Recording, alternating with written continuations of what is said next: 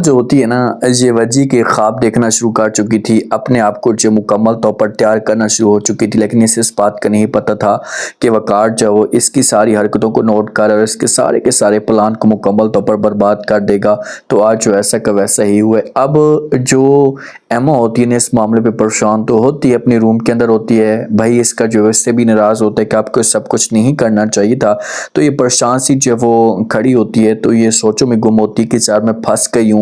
میرا اس زندگی کا ایک فیصلہ غلط جس کی وجہ سے مجھے اس کی اتنی بڑی سزا ملی ہے، اتنے بڑے معاملات جو ہے وہ خراب ہو چکے ہیں۔ تو جس وقت جب یہ ایما اپنے بھائی کے ساتھ بات کرے گی، اس کو راضی کرنے کی کوشش بھی کرے گی، تو بھائی اس کی بات نہیں سنے گا، کیونکہ اب ایما کے جو دن ہے نا، یہ تو برے سٹارٹ ہو چکے ہیں۔ ایما نے جتنا کرنا تھا کر لیا، ایما نے جتنی سزا جو وہ دینی تھی وہ دے دی، اب اس کو جو وہ سزا ملے گی اور اس اپنے کی کرتے کا احساس ہوگا کہ شاید میں نے بہت ہی غلط کیا، مجھے ایسا نہیں کرنا چاہیے تھا۔ جو فمینہ ہوتی ہے نا، فمینہ الیان کے ساتھ اس کا جو رویہ ہے فمینہ کا بالکل بھی ٹھیک نہیں ہے۔ الیان نے جو غلطی کی ہے نا، فمینہ چاہتی ہے کہ اس بندے کو کڑی سے کڑی سزا ملے، یا فمینہ اس کے اوپر جو وہ یقین تک نہیں کری، تو وہ سمجھانے کی جو وہ کوشش کرتا ہے، الیان بار بار ریکویسٹ بھی کرتا ہے کہ یار جو کچھ ہونا تھا وہ تو ہو چکا ہے، مجھے اس بات کا احساس ہے کہ میں نے آپ کے ساتھ غلط کیا، مجھے ایسا نہیں کرنا چاہیے تھا، لیکن پلیز آپ مجھے معاف کر دیں۔ تو جو فمینہ ہوتی ہے اس کی بالکل بھی بات جو ہے وہ نہیں سنتی، اسے صاف الفاظ میں انکار کر دیتی ہے۔ روشنی اور وقار کے بیچ میں معاملہ ٹھیک ہو جاتے ہیں،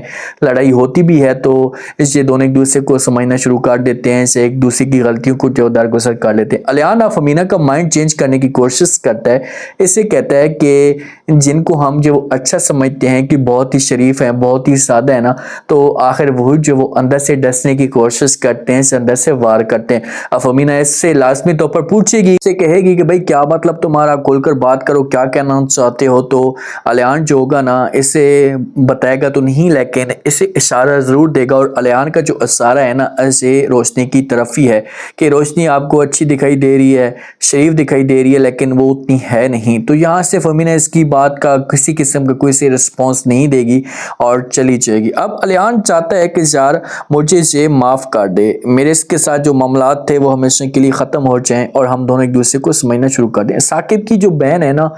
دیکھتے دیکھتے تھک چکی ہے، اسے کب سے انتظار کر رہی تھی کہ اس کی شادی اس کا بھائی کروائے گا، لارے پہ لارا دے رہا تھا۔ تو اب یہ ثاقب کے پاس آتی ہے، آ کر بات کرتی ہے، کھل کر اسے کہتی ہے کہ بھائی مجھے اب ایسا لگتا ہے کہ تم میری شادی ہی نہیں کروانا چاہتے، تو مجھے آسرے پہ آسرا دے رہے تھے، لیکن تمہیں کسی قسم کی کوئی دلچسپی نہیں ہے۔ تو یہ باتیں ثاقب سونے گا اسے جواب دے گا کہ بھائی کیا مطلب تمہارا، تم کھول کر بات کرو۔ تو بہن جو گی اسے بولے گی کہ بس میں نے آپ کی جو باتیں مانی تھی مان لی، اب کسی قسم کی کوئی بات نہیں مانو گی۔